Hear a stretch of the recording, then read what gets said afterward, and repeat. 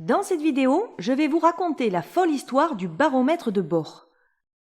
Cette histoire débute par une petite dispute entre un professeur de physique-chimie et son étudiant au sujet d'un devoir sur table.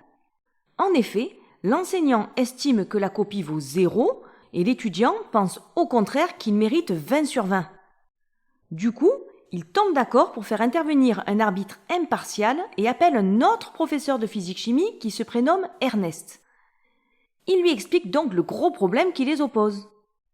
Ernest commence par lire la question de l'examen, montrer comment il est possible de déterminer la hauteur d'un immeuble à l'aide d'un baromètre. Il comprit que son collègue souhaitait voir l'étudiant mettre en œuvre ses connaissances sur l'évolution de la pression atmosphérique avec l'altitude.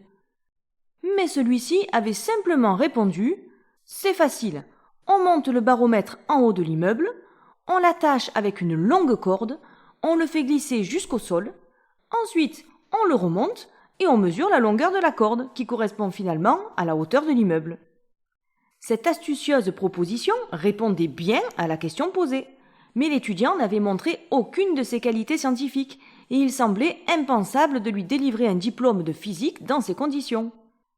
Ernest lui proposa donc de passer un rattrapage en lui donnant 10 minutes pour répondre à la question précédemment posée, mais en l'avertissant qu'il devait utiliser, cette fois-ci, ses connaissances en physique. L'épreuve commença, et au bout de 5 minutes, l'étudiant n'avait toujours rien écrit. Ernest, inquiet, lui demanda s'il souhaitait abandonner. L'étudiant lui répondit alors qu'il avait trouvé beaucoup de solutions à ce problème et qu'il cherchait la meilleure d'entre elles. Ernest s'excusa de l'avoir interrompu et le laissa poursuivre sa réflexion. Dans la dernière minute, l'étudiant répondit qu'il avait une solution à proposer. Il expliqua alors « On place le baromètre à la hauteur h du toit, on le laisse tomber en mesurant son temps de chute t avec un chronomètre. Ensuite, en utilisant la loi de la chute des corps, h égale gt au carré sur 2, on trouve la hauteur de l'immeuble. » Ernest regarda son collègue qui se résigna à donner une excellente note à l'étudiant.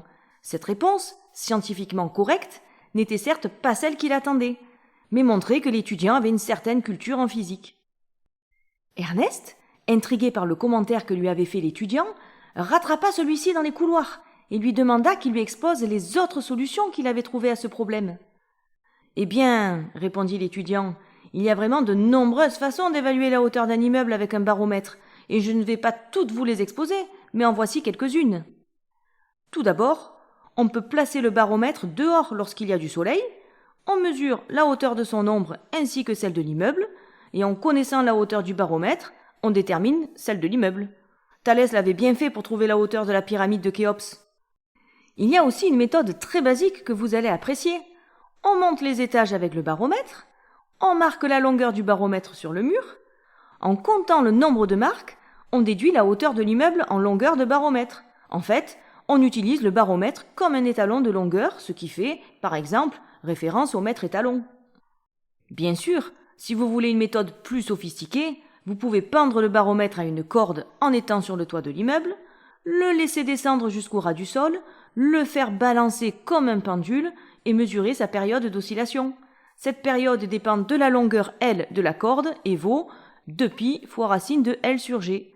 La mesure de la période avec un chronomètre permet de retrouver L qui correspond à peu de choses près à la hauteur de l'immeuble. Finalement, l'étudiant conclut « Comme je l'ai dit, il y a encore bien d'autres façons de résoudre ce problème, une des meilleures étant probablement d'aller au sous-sol rencontrer le concierge et lui dire « Je vous offre ce superbe baromètre si vous me dites quelle est la hauteur de cet immeuble. » Ernest, impressionné, lui demanda tout de même s'il connaissait la solution qu'on attendait de lui. L'étudiant lui répondit qu'il la connaissait et qu'elle était évidente, mais qu'il en avait assez que certains enseignants essaient de lui apprendre comment il devait penser. Cet étudiant s'appelait Niels Bohr, et Ernest n'était autre que Ernest Rutherford, tous deux grands scientifiques, chacun détenteur d'un prix Nobel. À noter quand même que cette histoire est très répandue, mais il ne s'agit en fait que d'une légende urbaine. Mais c'est vrai qu'elle peut sembler plausible au vu du caractère et de la personnalité de Niels Bohr. Personnellement, ce qui m'intéresse, c'est la morale de cette histoire, qui est finalement en accord avec la démarche scientifique. Il ne faut pas hésiter à proposer et à exposer son raisonnement et sa façon de penser. Souvent, il ne s'agit pas de trouver la solution, mais une solution qui répond efficacement au problème posé. Cette histoire s'arrête ici. Au revoir.